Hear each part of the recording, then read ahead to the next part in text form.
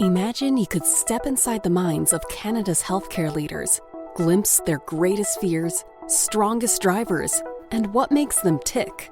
Welcome to Healthcare Changemakers, a podcast where we talk to leaders about the joys and challenges of driving change and working with partners to create the safest healthcare system.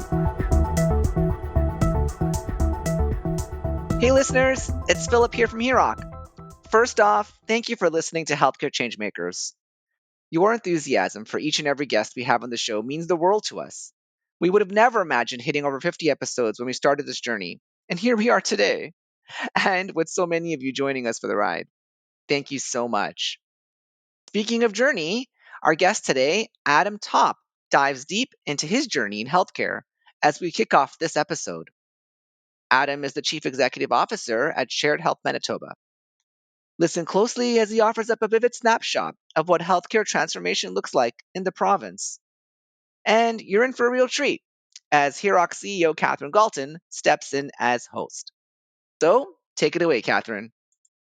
Good morning, Adam. It's great to have you with us. You've just been a leader in a few provinces. Of course, you were originally associated with HIROC in Ontario, and now you're in Manitoba. So, wondering if you could just tell us a bit about how you've gotten to here. And really, because you've been in these different systems, it would be excellent to hear what your approach is to leadership of a system. Thanks very much, Catherine, and it's really nice to be here and chat. So my journey has been an interesting one. Certainly not one I predicted, but I started out in healthcare at Sunnybrook in Toronto, and that seems like a very, very long time ago. But it was a great experience. I learned an awful lot there. I was there for about 10 years, and I really had a great opportunity to learn from several excellent mentors and understand the healthcare system and work with government in Ontario. And it was an excellent opportunity. And that really set me up for moving back and forth between healthcare operations and consulting. I went into the consulting world after Sunnybrook with the Hay Group. Then I came to Winnipeg to be the CEO of the Health Sciences Center here. And then I went back into consulting again with the Hay Group, did some private sector work in pharmaceuticals, started my own consulting firm when the Hay Group disbanded, and now I'm back again into an operational role. So it's been back and forth, and that's given me a great opportunity to see how things are done, not well beyond Ontario and Manitoba. I've had the opportunity to work, I think, in every province. I'm missing 2 territories that I really haven't done any significant amount of work in. And I've also had the opportunity to work overseas a little bit. So I've managed to be able to see many healthcare systems from a few different perspectives, and I think that has served me well in terms of trying to understand what works and what doesn't.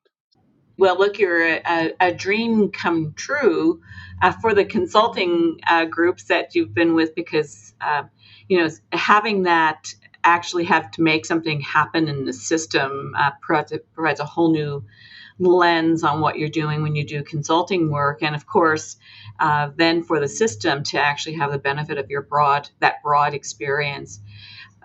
If you think about that as a trajectory, how has that informed how you lead? And particularly when you're leading in transition and you're leading in a pandemic? A laser focus on doing one thing at a time, I think, is probably the best approach to transformation and to leadership that I've come across. I think we can get overwhelmed by the changes that we'd like to see or the challenges that we have in the system. Understanding the risks that we're facing, the risks that our patients are facing, and really being brutal about prioritizing what to do has served me well, and I think it's certainly served well in the pandemic as well.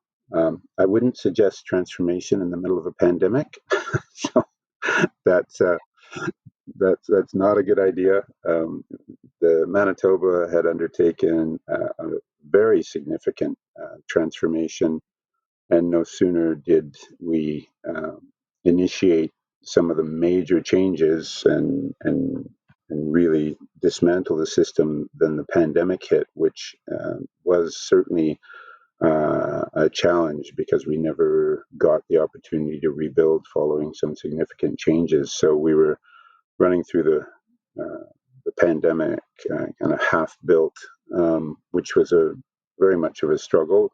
I think we managed and we managed well, but that was not a good way to set it up. But that does emphasize the need, though, to prioritize. You need to look at what the risks are, what you need to do first, get it done, and move on to the next challenge. And I think that sets you up well for um, how complex our system is, because when you make one change, there's certainly a ripple effect that goes through the system. So it does change the risk profile for more than uh, what you anticipate. So it does also allow you to move in an incremental way, dealing with the biggest issues as you understand them first. Part of the observation that I would have is, Manitoba has, it seems to, looked at the different modelings across the country and really thought about, is there some amalgam of those that's actually going to work better in our context? And all of that to say, your organization is quite unique. People might point to organizations in other provinces that they think are the same, but I do think it's quite unique. And so, I'd love to have you share with our listeners that that what shared health is, in fact, how it's different, and and how that's geared around health system transformation. So, for example, in Nova Scotia, when I was there, we were going to one health authority, um, or one and the IWK. There was a real lens that perhaps the tertiary and quaternary level services in the province should be their own health authority, and that wasn't the model that was followed there, but Manitoba's done something that's a bit like that, while not exactly that. So just really interested in that modeling, because I think, as we go through the crises we're in, I think many jurisdictions are thinking about modeling and how best to deliver on their mandates. So tell us a bit about shared health and just that different approach to how to implement system change. We did a lot of looking across Canada and globally at the arrangements of different health systems, and tried to think of a structure that would achieve what we wanted to achieve. And I think it's important to set our goals out at the outset, and that really was a sustainable, more integrated, patient centered system. And I know sometimes people might think that those are kind of broad, nebulous words, but sustainable, integrated in the sense that the patients can move as seamlessly through the system as possible, and patient centered, keeping the patients well in mind in terms of their experience in the system. So those were our goals at the outset. And we looked across the different systems. We tried to get an evaluation of what they were all about, how they worked, what their pros and cons were, and we did come up with a fairly unique approach. So what we've chosen to do, we chose not to go the route of Nova Scotia or Saskatchewan or Alberta and now recently Newfoundland in terms of a single provincial authority. That decision was made because we felt that some of the governance of the operations needed to be as close to the patients as we could get them in a very vast geography. We didn't want the Thompson Hospital to feel that they were being operated out of Winnipeg. Felt it was much more important that their governance and their operations was just a little closer to home than that. Having said that, we do have 5 regional health authorities that are still in themselves, just given our geography, have a very broad and geography that they're responsible for, but we felt that that was better than a single health authority to really try and understand the needs of the patients in what are 5 fairly unique geographies within Manitoba. So that's why we didn't go with a single health authority. We did, however, recognize the value of and the economies associated with doing things provincially where it made sense to do that. And those decisions were predominantly made in terms of economies of scale, economies of scope, and where it really didn't make sense for a health authority to duplicate what another health authority is doing. So we did create a provincial health authority, which is Shared Health, but it does not operate the healthcare system in the regions. It does operate a provincial hospital, the Health Sciences Center in Winnipeg, and it does provide provincial administrative services and provincial clinical services. And the choice of what became a provincial clinical service or a provincial administrative service continues to evolve and is always a bit of a debate as to what is beneficially operated at a provincial level. Manitoba also has a fairly, in Canada, we're kind of middle of the pack in terms of a population. We've got 1.4 million people, roughly a tenth the size of Ontario. So when we look at economies, there's only so many economies you can get. So it does make sense to do some things provincially. So some of the things that we do provincially are diagnostic services in terms of both labs and diagnostic imaging and ICT. We do operate the provincial emergency response services. We we run the Health Sciences Center, which is where the majority, but not all, but where the majority of the tertiary programs are in the province or at the Health Sciences Center. And we do run a provincial mental health and addictions program, which was taken over by from rather the Department of Health. That was Ontario did that in the 90s when they transferred the provincial psych hospitals to the health system. So we actually just did that very recently. We also run administrative services that are where there's economies. So we are moving towards a provincial payroll system. We run a provincial supply chain system.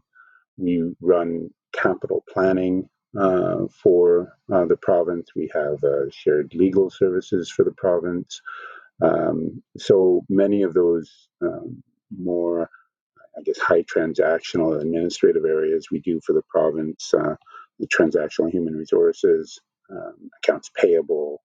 So we have a number of shared services where you can see some of those economies. We also, and there's a distinction between operating things and a lead and coordinate role.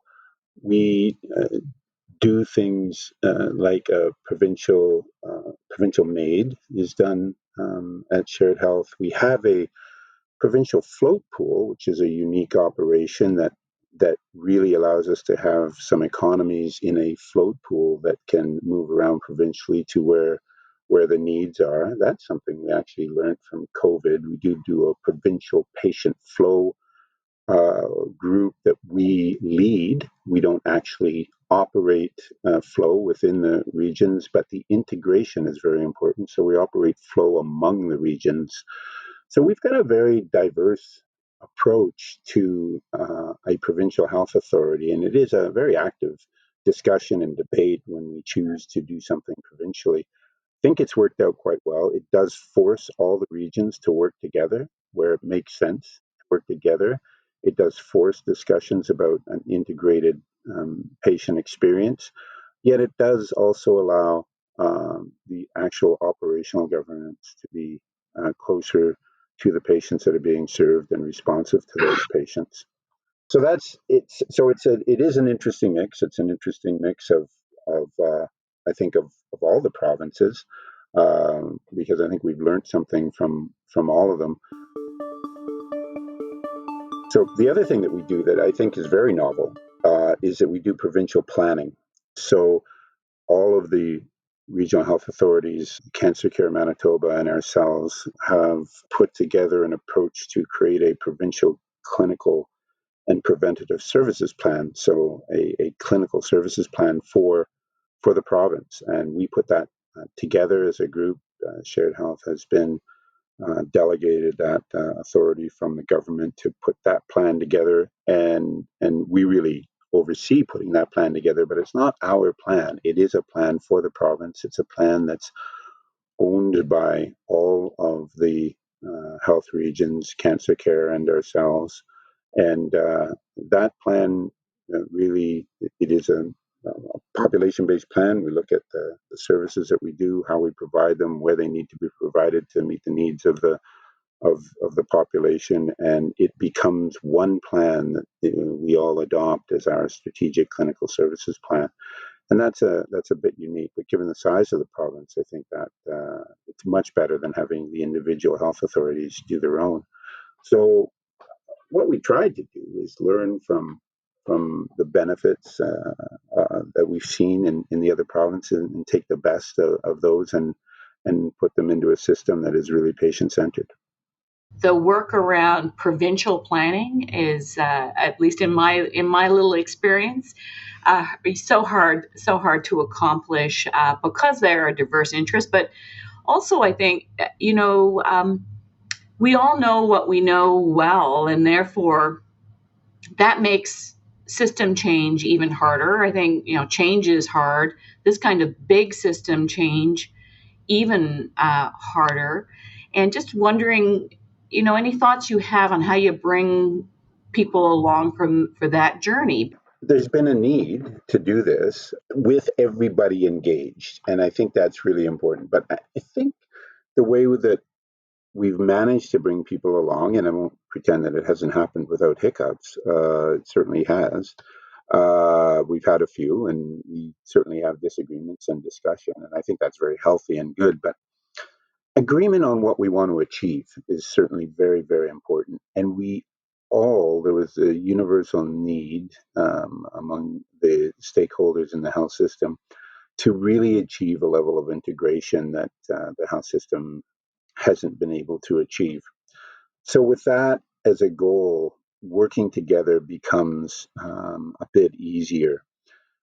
So, when we look at what should be done provincially, we don't do everything provincially. In many cases, we'll set standards.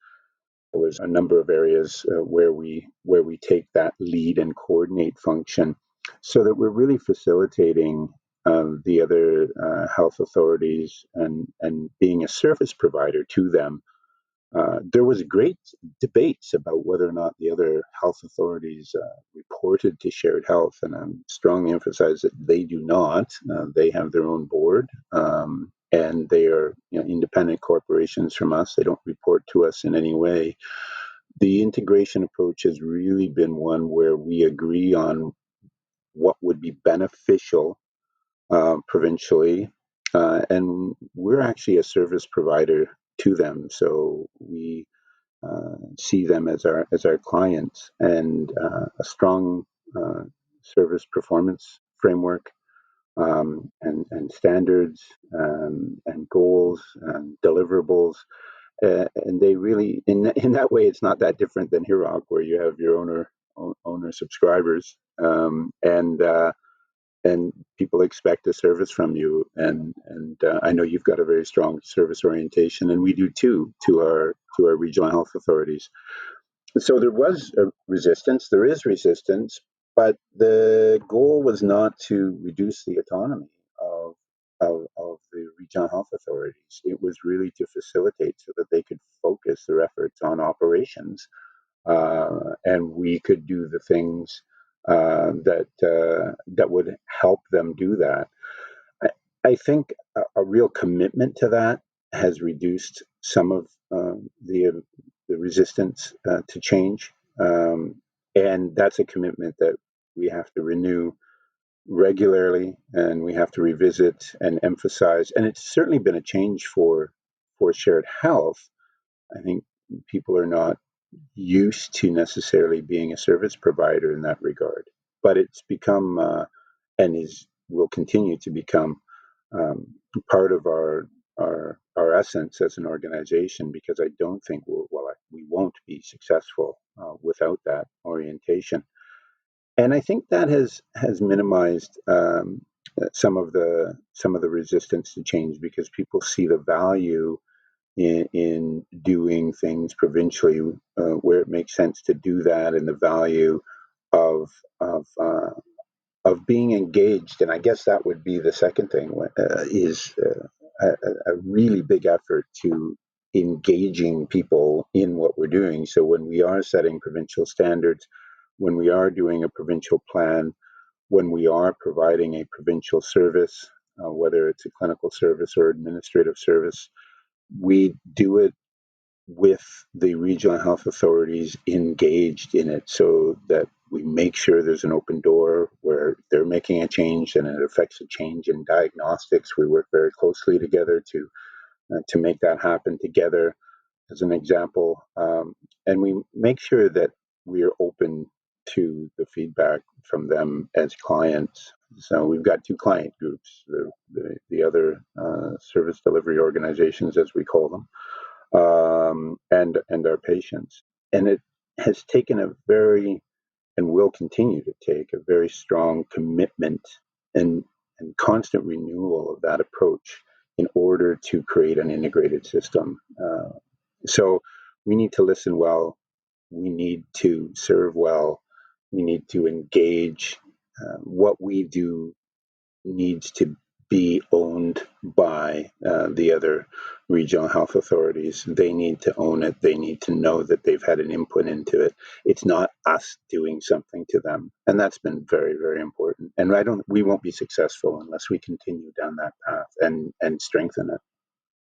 And you talked briefly about some of the modeling that Shared Health has been able to put in place and around things like a provincial float system and that type of thing.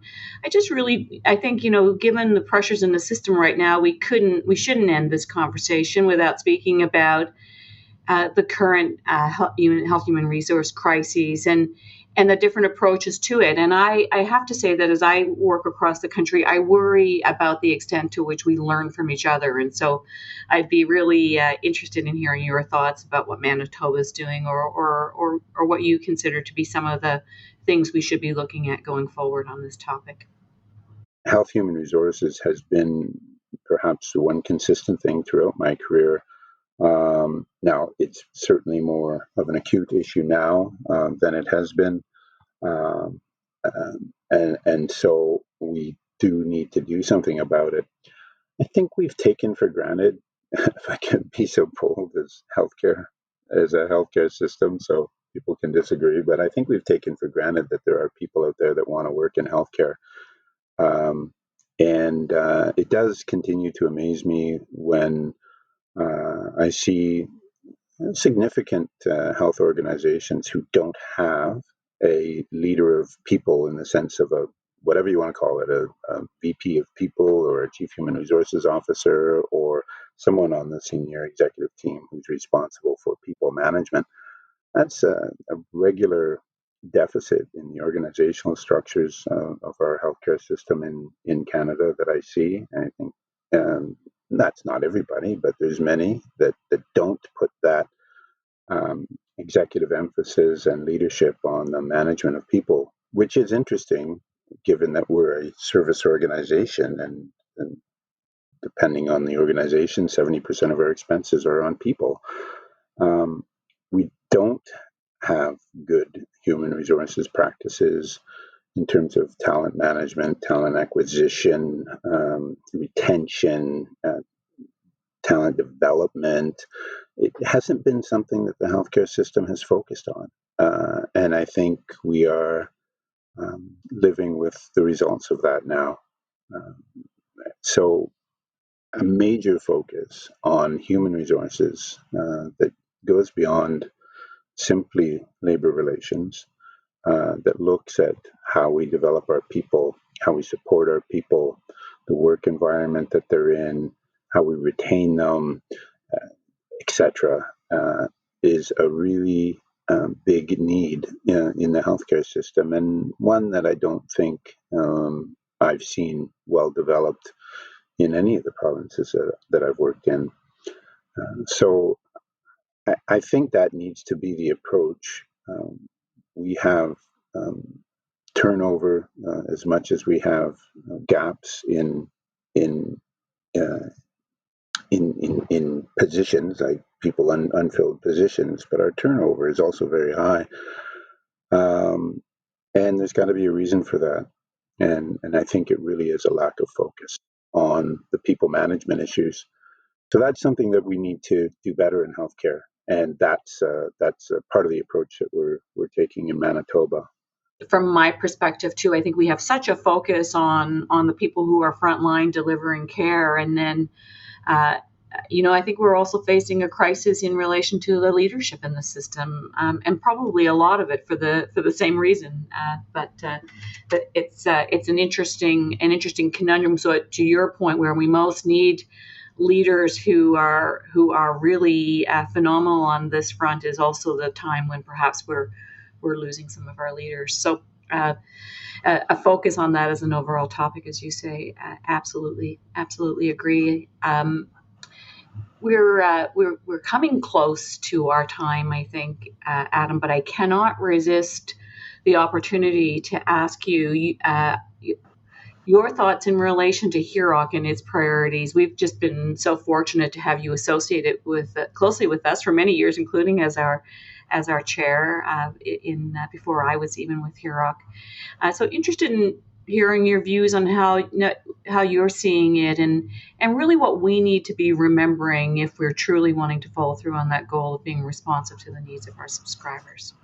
Thanks for that question. I did have the opportunity and privilege to be engaged with HIROC quite early on. It was a great experience, and I think at that time, when we were looking at how HIROC can serve its subscribers, we did a very explicit and intentional strategic and a shift away from seeing ourselves as an insurance provider and really seeing that we could have a dominant role in risk management, and that's and we developed and worked on the Moral B program and the creation of SALIS at the time, and really emphasized the role of the annual risk management conference, and tried to emphasize that, so that, and I think that's really important, because it wasn't simply a focus on doing that to reduce our insurance premiums. The focus was really to do that to serve our patients better. And I think that was a major strategic change that HIROC undertook while I was involved on the board, and I certainly tried to champion that. I stepped away after a while, so and I'm just getting back involved a little bit now as a subscriber and trying to understand where you are going. But I think it, from a subscriber's perspective, I've seen that you've developed the risk management tools much more than they were when I was engaged, and that's really good news. I think there's an awful lot of organizations and groups that talk about being associated with quality of care, but I think it's really important that HIROC continue its work towards improving the quality of our healthcare system to, yes, reduce our insurance premiums, but also because all of your subscribers' goals are to provide healthcare. And I think while it serves the purpose of reducing in premiums, it also serves our purpose to provide our patients better service. So I think a continued move in that direction as a subscriber would be really, really important. I'll say, probably the thing that interested me most about coming to HIROC was that we know that if we actually are working with our subscribers on their goals of how to enhance quality and safety for patients, that the rest will actually take care of itself, and without that sort of needing to know that the goal is around quality and safety irrespective of what it means for premiums. But frankly, it will take care of itself. The cost of the system will ultimately be reduced because we have done the right things in relation to patients, and in our case, for subscribers who are making that happen. So it's great to have someone who's stepped away and come back to provide some input. Hey, let's take a mini break from the episode so I can tell you a little bit about HIROC's upcoming annual general meeting and conference. We are excited to come back together this year to break bread, have coffee, and connect in person at the Toronto Congress Centre on April 24th, with the option to register virtually, of course. This event is exclusive and complimentary for HIROC subscribers, so head on over to HIROC.com for all the details and information on how to register. We hope to see you on April 24th. Are you interested in just a fun lightning round, Adam, just to take down the stress of these hard questions I've been asking you? Sure, of course. That sounds fun. Okay. So tell me, what was your first job ever? My first job ever, I was a barn boy. That's what they called me. I think I was 8. I was working in the barn on a fruit farm. So I have a farming background that many people don't probably realize. So Good. A nice starting service orientation for sure. If you could have dinner with any 3 people, alive or dead, who you know or don't know, who would they be, and a quick thought on why? yeah, that's an interesting question. Uh, I think I would. Number one might be Barack Obama. Mm-hmm. I think he's led an awful lot of change and had an incredible vision that has driven him. And I think he achieved some of what he wanted and didn't achieve other things that he wanted. And I think he would be very interesting as a bit of a trailblazer. I think I'd also probably like to speak to some trailblazing artists of the past as well. So I think they have a different maybe perspective on the world, and I think that might be either Tom Thompson or Emily Carr, because I'm a homer and I like Canadian art. So those were both trailblazers in that field. And then someone who's gone through an awful lot of change. I think our society is going through an incredible amount of change right now. It's difficult to deal with, and I'd love to learn the lessons of someone like a big bear who went through an incredible amount of change in his life and challenges, and I'd love to hear some lessons from him. Yeah, absolutely. It's interesting. I visited Haida recently, and at one point I was standing in a location where when I turned my head, it became an Emily Carr painting. It was a phenomenal experience. Okay, best piece of advice you've ever received from a mentor? I think that the best piece of advice I got pretty early on related to his very specific experience, but the comment was along the lines of it takes a lifetime to build integrity and a second to lose it. What song is your go-to? And just focus or energize yourself. This is the most telling one, Adam. Well, I don't know. This one's a strange one for me because I was a DJ for 10 years. Oh wow. So, songs to me are, I love music. I have a little studio in my basement, and I can appreciate just about any type of music just because I was doing that for such a long time. Um, but so uh, so there's all kinds, there's all different ones, but maybe the one that I find most energizing when I need to be energized is the prologue from Hot August Night by Neil Diamond. Before you go, Adam, I have I have to tell Kat, we're going to definitely hire you for DJ services for future events. That's a good fun fact. But I did want to ask you, you have a really keen, I can tell focus on, just on setting priorities and being goal driven. And I just wanted to know, did you learn that from somebody in your past, like a loved one or a parent or grandparent, or so I can just feel that you have a connection to, like, just having that focus. I would say that was certainly part of my upbringing. work hard, don't have too much fun, and it was a big piece of culture in my upbringing. So that's probably where that comes from. So that would be my dad and my grandparents. So Ah, there you go.